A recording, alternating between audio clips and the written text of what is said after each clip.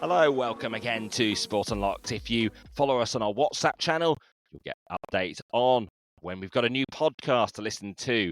Martyn Ziegler from The Times, Tariq Panja from The New York Times, and myself, Rob Harris from Sky News. And the only thing people keep mentioning is why we took those few weeks off. Well, Tariq, you're suffering from burnout. You were threatening legal action against the other Sport Unlocked pod members. You needed a break. Quite right. Speak for yourselves, guys. I really did. I needed it. I needed a break. Still need something to pep me up. Any ideas, guys? Any energy drink? Yeah. Is there anything on the go? Well, energy drinks in the news this week. Yeah, Jurgen Klopp unveiled at Red Bull. He. What is his position? Some sort of guru or overall sort of genius? Overlord of all of Red Bull sport operations and all-round comedian. Looking at that comments from the press conference from the other day. I mean, very relevant. We'll get onto this later on about Premier League regulations, what happens to the outcome of cases. Initially, on the Club World Cup. He's not a fan of it, is he? Even though there's a Red Bull club taking part in it in the United States. And that's Jurgen Klopp, the recently retired coach there, talking probably, right? I mean, the amount of football the elite players at the top clubs are expected to play. You could also talk about the fact that they have 26 men's squads, so maybe use your players a little bit more, use the whole squad. But yeah, he was saying that this is another moment to essentially, going back to what you said, exhaust players, wasn't he? Yes. So Klopp, he's Red Bull's head of global soccer now. I know Salzburg is playing the Club World Cup, and do I have to say now I love the competition? I don't. I still don't. I think it's useless. It doesn't help. You have no summer break. I don't know. It means for some players who played the World Cup or whatever, or Euros and Copa America, whatever, in last year, and now playing through this summer. Who wins the tournament is, wow, the poorest winner of all time, because he has to play the whole summer through. Then the league starts again. We have now a lot of injuries in European football. Again, the muscle injuries, all these kind of things. At one point we have to reduce the amount of games. That means in some leagues it would be better you have 18 instead of 20. That means in other competitions you don't add games. So you reduce them. That people not only. There's time for other sports as well. You can in Germany you could watch handball. In Austria you could watch skiing or whatever. You have other wonderful sports, and then watch it in that time in these periods. You don't have to fill each gap with football. I think sometimes the lesser often you see something, the more you love it. And from a TV point of view, maybe the more you would pay for it, and then everything stays the same, and you can have people see that. But it's clear, lesser games or bigger squads. No other solution, because training is not there yet. I know it because I tried it with all we have. That will something I will think about a lot. If we can speed up recovery from 2 days to 2 hours, because that's pretty much the time they give us, or give the teams to recover and to go again. He said this competition is useless. I suppose fair play. You might have thought, it's the sort of thing he would have said as Liverpool manager, because he was very hard on sort of the overuse of players. So you might have thought when he got this new job he would sort of play the political game, but actually no, he stuck to his guns and just said it's a competition too far. Not had any pushback from FIFA yet. This obviously is familiar territory for them. They've got the players' unions as well complaining about excessive workload too. But from Klopp, a notable figure in the game, it's got to hurt there. So no FIFA consultants pushing out comments about the Club World Cup from football legends this week then? No, but also I guess the other point he was making was the burnout is one point, but it's the fact that this tournament happens in the summer. It butts against the start of the next season. So if you're a club with any pretensions to sort of do well in the league or Champions League, the established tournaments, this could derail those chances before they began. Seemed to be the subtext of what he was saying. He also did talk about reducing competition sizes from 20 to 18. which I think the Football Association of England have long wanted for the Premier League. They're never going to get it, though, although we have seen it elsewhere in Europe, a reduction in the size of the top flight. Well, that was the original plan, wasn't it, when the Premier League was launched? Initially, the old first division was reduced from 22 teams to 20. And the idea was that it would then go down to 18. But then, of course, it was the sort of turkeys voting for Christmas. Nobody wanted to do it after that because everyone was too scared of what would happen. So, yes, it's remained at 20 ever since. Is that Jurgen Klopp, the former Liverpool manager, talking again, thinking, oh, I know, this is how we can relegate Everton? Maybe so, but yeah, I don't think he's probably thinking that parochially, Tariq. But people go on about it a lot, not just Klopp. I mean, a lot of people, figures in European and world football administration point out the fact that say that why don't leagues reduce their sizes? And for those who are new listeners, it's of course the expansion of the Club World Cup from that smaller annual competition into a 32-team extravaganza for the men's game, taking part in the US across June and July and finishing barely a month before the new Premier League season starts. But one of Jurgen Klopp's other points is about how it doesn't give much space for other sports to get their moment in the spotlight. It's the dominance of football, which maybe is part of the Red Bull mindset, because of course they're not just involved in football. Yeah, that is a bit of a strange departure from Klopp to start worrying about cricket and tennis, isn't it? But maybe it's paddle. Maybe he loves paddle. Maybe it's paddle that he's worried about being frozen out. He was on board before the bandwagon. Of course, as was I. So a lot of those at FIFA will be thinking we're just on a bandwagon against them, but it's not media criticism. This is notable figures in the game like Jurgen Klopp. And I think, as we've often said, it's a new concept, a new event. We don't know how it will pan out and how it will capture the imagination of fans, or indeed how players will feel once they're there, and indeed if they're lifting the trophy eventually. A lot of planning there to be done in America for 2025 and for 2026, where the World Cup's going to be. Gianni Infantino, the FIFA president, was in Miami this week with the 26 World Cup in mind, Rob. Yes, that's obviously occupying a lot of his thoughts there with the Club World Cup and the full 2026 Men's World Cup to come in North America as well. Yeah, John Infantino has been in Miami this week, meeting delegates from the 16 host cities for 2026. I saw on his Instagram, actually, the video that most of the delegates were wearing the sort of trademark FIFA white trainers. So they must have been a bit alarmed when John Infantino turned up, not wearing white trainers, but wearing dark ones for a change. I mean, they thought, oh no, terrible, we've been led astray. Not on brand. A lot of discussion now about Klopp and the Club World Cup.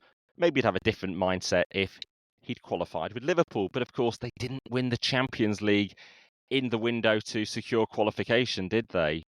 Although he does have that one Premier League title to his name back from 2020. He has, though, been talking about the prospect of, maybe jokingly, about getting more titles retrospectively. This was a reference. I think he was asked a question about what would happen if Manchester City were found guilty of the 130 alleged rule breaches, and it led to titles being stripped, which I don't think is a very likely outcome. But he said he would have a party in his garden in Real Mallorca to celebrate if that happened. I think he was just joking. Yeah, perhaps more of an expectation of points deductions if there are guilty verdicts found against Manchester City by the Premier League. But are points deductions always the outcome for Premier League disciplinary cases? And we've been waiting to discover just what the Premier League will do about the alleged financial misdemeanors discovered by the new Bowley Clear Lake ownership at Chelsea that inherited the club from Roman Abramovich when the Russian was forced to sell. Yeah, so what's happened? The Premier League have been investigating this for 18 months now. It was reported by the new owners after the 2021 takeover. And I think back in August, Richard Masters, the Premier League chief executive, said it was reaching a conclusion and referred to sort of historic.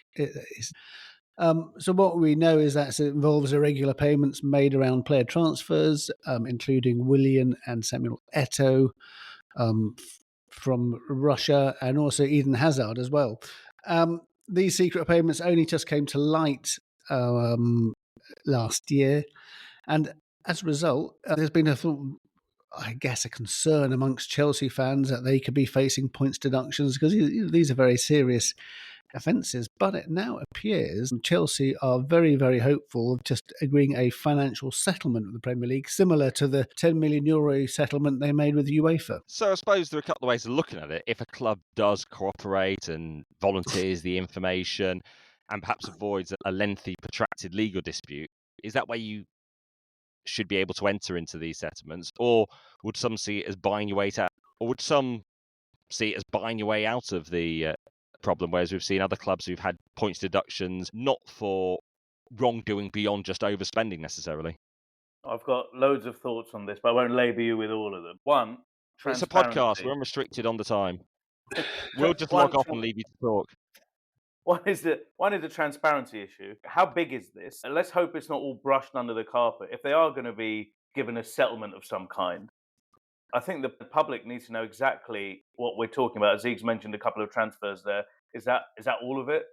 Don't forget, he mentioned Eden Hazard. This guy was incredible for the couple of 2-3 seasons when he was at the top of his game. Chelsea won a bunch of titles here, and if it's not fair on the pitch, that's the crux of the game. So all of it needs to be presented, I think, to the public. And then in terms of sanctioning, if football, as you said, Rob, after the event, after you've won all of these titles, said, shake hands and said, sorry, we're guilty. Can we move on, please? We'll give you a fiver. That doesn't seem right to a bunch of fans. And then Ziggs, you're going to pipe up here probably with something different, I guess. Well, so I'm just going to say, I don't know. I don't really have an opinion on what's right or what's wrong, but I can see every side of this thing. So the Chelsea owners come in, they uncover these irregular payments. I think very, very. If these had been uncovered and Abramovich was still in charge, that would have been really, really massively serious things. But they reported them to the UEFA and the Premier League, and their feeling is, should we be crucified about this? We've uncovered this. Why should we pay the price for what we've done? I think they withheld £150 million from the purchase price from Abramovich because as a sort of contingency to cover any cost related to this. There is a thing in the Premier League rulebook called a sanction agreement where you can agree a sanction. The board can agree it with the party. But I don't even know if this will even be a sanction agreement because no charges have been brought. So is this just going to be a financial settlement without any sanction agreement, without any disciplinary findings being published? That's what happened with UEFA. If you read the UEFA statement when they announced this in July 2023, they didn't call it a fine. They didn't refer to charges. They just called it a financial settlement. I think UEFA in recent times has shown that it's not really up for taking the bigger clubs to task at all anymore. So I wouldn't be surprised that UEFA have done that. But the Premier League, if you're an Everton fan or a Nottingham Forest fan, in recent time, Manchester City fan, even with everything that's happened with all of these charges, yes, the ownership's in situ. Everton aren't. Everton under a new owner, maybe, clean bill of health there. The other big part here is what we're talking about is Chelsea and its board. Some of those board members were really significant figures within the Premier League itself. It's not so long ago that Bruce Buck, for example, was signing off bonuses for the former Premier League chief executive, Richard Scudamore. He was on the remuneration committee. He was almost one of the most powerful men in the Premier League. And meanwhile, what we're saying is, while he was the chairman of Chelsea, all of this alleged wrongdoing was happening. Now, not to get us into the realms of regulator and independent, that's for another day. But who is looking over the Premier League, whether it's working properly, whether these people have undue influence over the league? Obviously, there's no indication at all of what Bruce Buck did or didn't know. There have been no names attached to any of these allegations in terms of their... Well, the only thing that has been is that The Guardian reported from the sort of Cyprus papers that the former Chelsea director, Marina Granovskaya, appeared to be seen these details of these payments being emailed to her. I've put this to her. She declined to comment, but that has been published by The Guardian previously. What I would say about the UEFA thing, that because of the sort of time bar thing, they could only go back 5 years. That they only went back to 2018. A lot of these allegations are much older than that, 2012, 2013. Which UEFA couldn't look at. And I think those are the more serious ones. I think there will certainly be questions asked by other clubs if the financial settlement isn't much higher than the UEFA €10 million one. But I think from what I understand is Chelsea are thinking it will be of that same level. And if that is of that same level, then I'm sure questions will be asked. £10 million to buy a load of league titles, guys. It's not the worst deal in the world, is it? If you're a Chelsea fan, I think you can call it a victory tax if you like, and that's one way of looking at it. If you look at this though, it's not a case of an ownership knowing about it, seeing an issue coming down the line and shifting the actual control and ownership of the club to some other party that they might even be linked to. This wasn't covered by a completely new ownership, new directors, new people running the club, not knowing it existed when they bought Chelsea. No, right. Now, on this as well, right, again, the lack of transparency. I'd like to talk to the people involved at Chelsea as well, Bowley or whoever, when this happened. Is it the case that, yes, they've come forward with it, or is it the case that this would have come out through the dint of the process of buying Chelsea? Don't forget the government resolved, there's like tax issues, there's all sorts of outside parties involved once a takeover happens. We're saying these guys are wonderful because they've come forward and they're owned up and all of this stuff. But is it not a case that it might have come out anyway? I don't think it would have come out anyway, but I think you're right in that when you got to have accountants doing the due diligence, I think there is an obligation, a legal obligation for them to report this to regulatory authorities. So There you go. I don't think that this is doing it sort of, because we're doing a good thing here, guys. I think they have to do it. Correct. Rob's right. This isn't the cynical, let's change our ownership to get so we don't get away from any penalty. So for example, if somebody is facing a PSR charge, just like shifts the ownership to a sort of associated party and that clears the decks. I mean, I think that would be seen as a sort of obvious cynical move. That this isn't that. You've teased PSR. That is to come in a moment. Let's just finish on Chelsea. When do we expect this all to conclude, and will we ever see the full findings? By the end of March, I think we should have the outcome of this. And I don't think we will see the full findings if it is a settlement rather than a sanction agreement.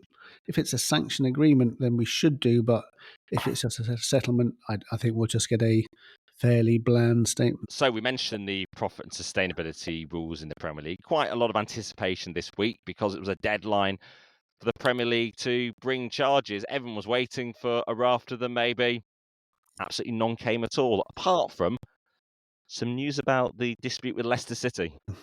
So first of all, what is the Leicester case exactly about? They were successful, weren't they, last season, managing to win a case against the Premier League by claiming that when they try to consider their finances, they weren't in the Premier League at the time, having been relegated, so their accounting period shouldn't be factored in by the Premier League. Yeah, so they won this jurisdiction case in September, that the fact that the Premier League didn't have jurisdiction over them and they've been relegated. That Premier League have appealed against that finding. And until that is resolved, they won't be looking at the profit and sustainability rules for a potential breach by Leicester for 2023-24. Swiss Ramble, the financial blogger, said he estimated that Leicester would be in breach for last season.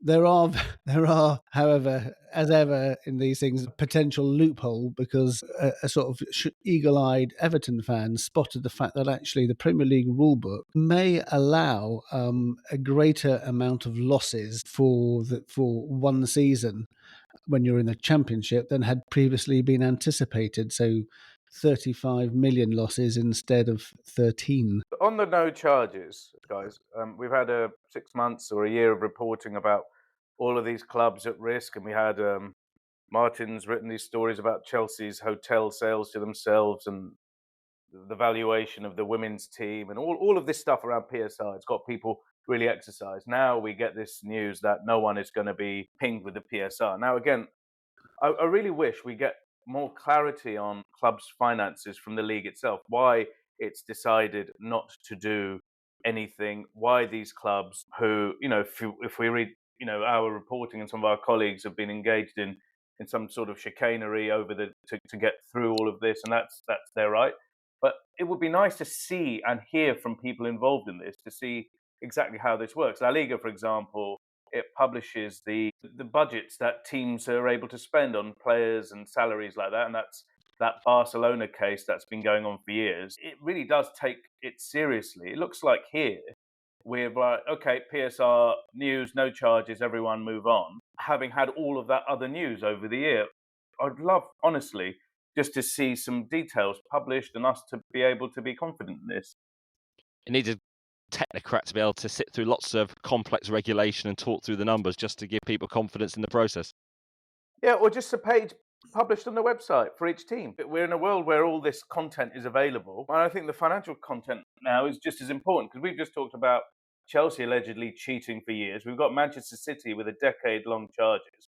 Premier League is 30 years old, and we've got 2/3 of that period now with teams that have done very well in those years that have allegedly cheated. Now, it doesn't give you confidence when all of this stuff is kind of dealt with in the dark? No, it's a fair point, Tariq.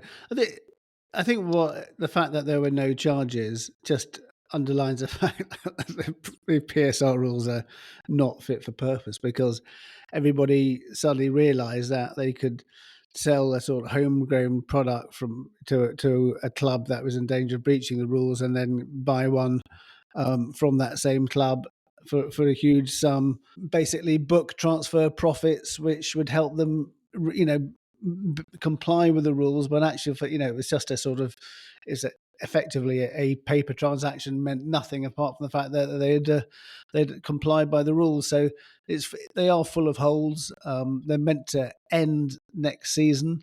Quite what they're going to be replaced with. We've talked about anchoring, we've talked about squad cost control. I think it's still up in the air. For those who were sort of troubled by the constant legal battles through last season and questions over PSR, this would be great relief to them. I mean, the many people saying football should be settled on the pitch, not with being left on tenterhooks through the season, discover if a team's going to be hit by points deductions, and then you've got appeals. But at the same time, people need to know that the regulations are being applied universally, don't they? Yeah, absolutely. It's a rules game, isn't it? You have 11 players. You've got rules for football, and you've got rules for off the pitch as well. Now, if you can breach this stuff off the pitch and have better players, you're going to win more football matches, right? You're either going to stay up or you might win trophies.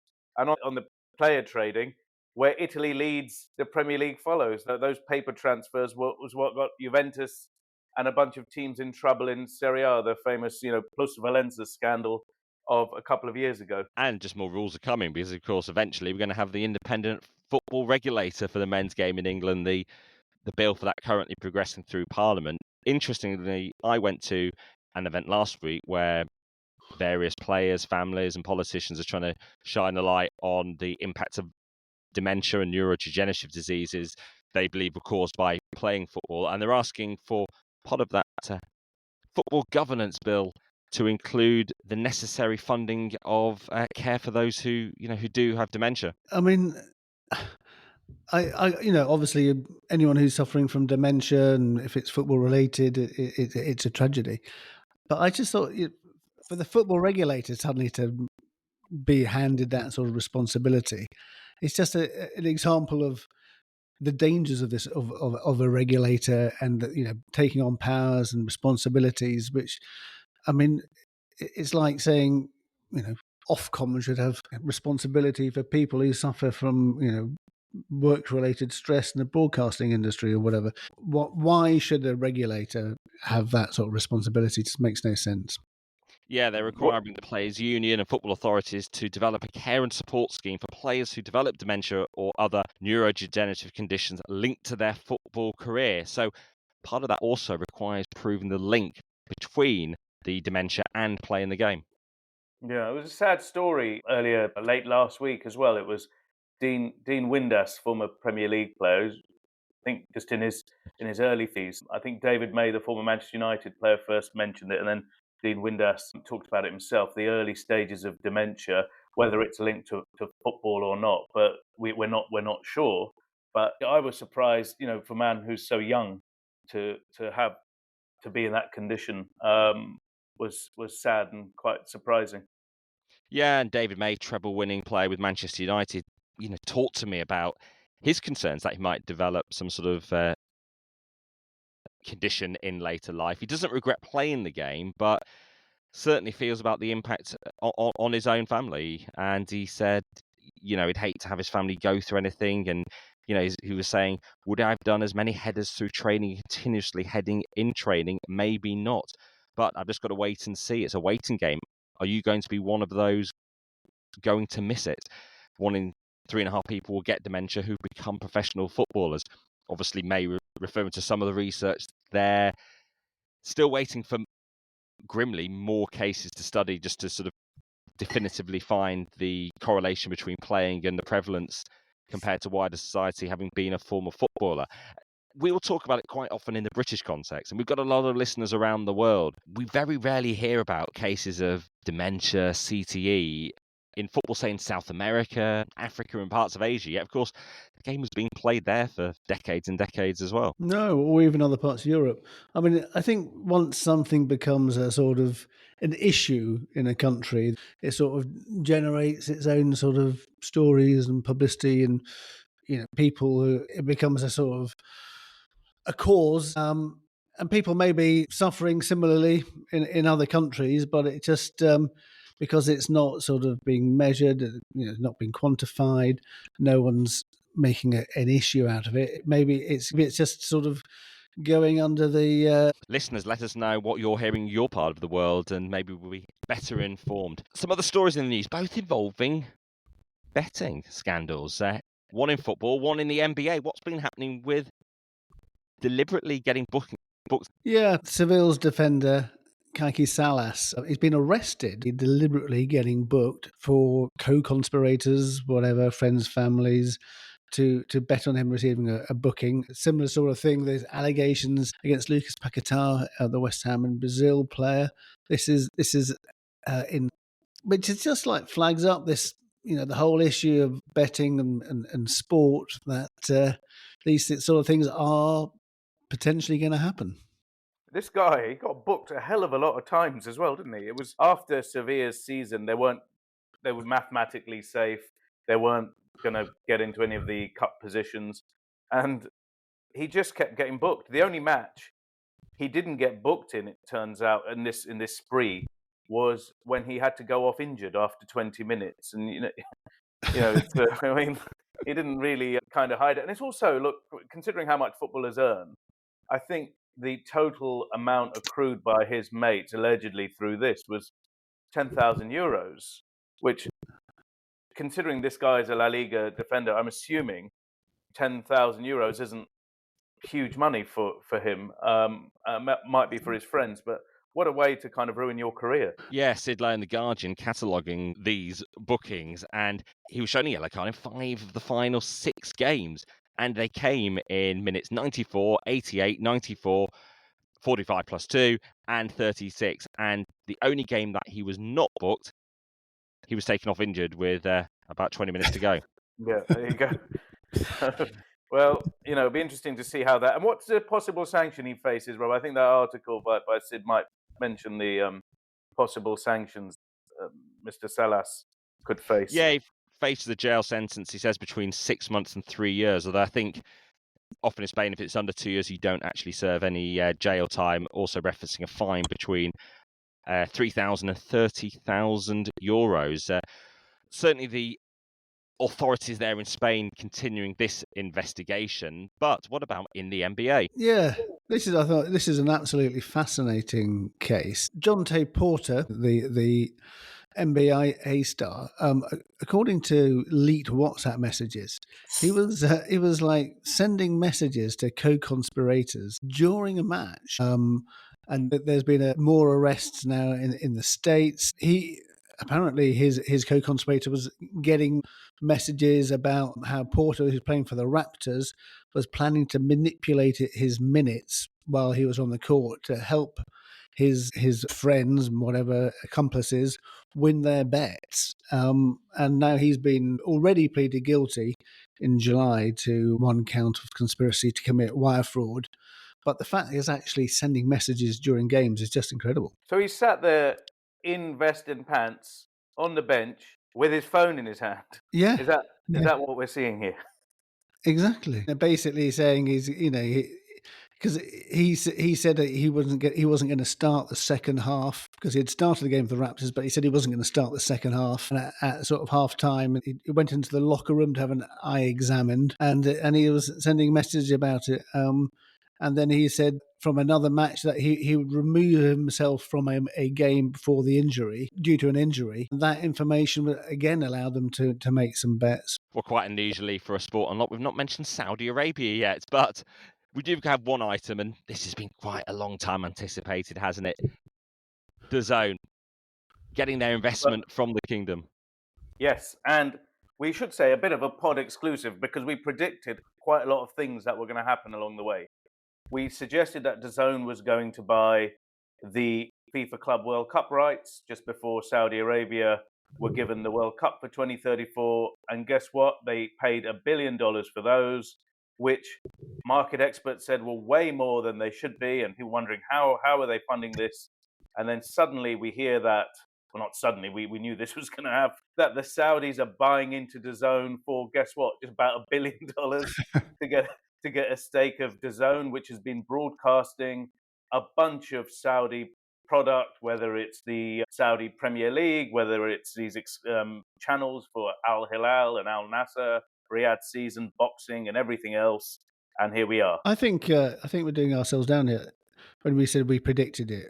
I think we didn't predict it. I think we came up with the idea. Somebody was listening. That's what a great idea. Let's do it. Saying Mr. 10%, Zeeks. Someone's put in the pod transcript through ChatGPT offering up business options. So we are finding solutions in the world of business. Maybe we'll help Lazio find a new eagle handler. Incredible story. Zeeks. Tell me, what was it? So Lazio have an eagle mascot. Like Benfica and like Crystal Palace, they're an actual eagle that is at the stadium. And the eagle handler is a Spanish guy who is a self-declared right-wing, some people described him as a fascist sympathizer. But that is not why he has been released from his job.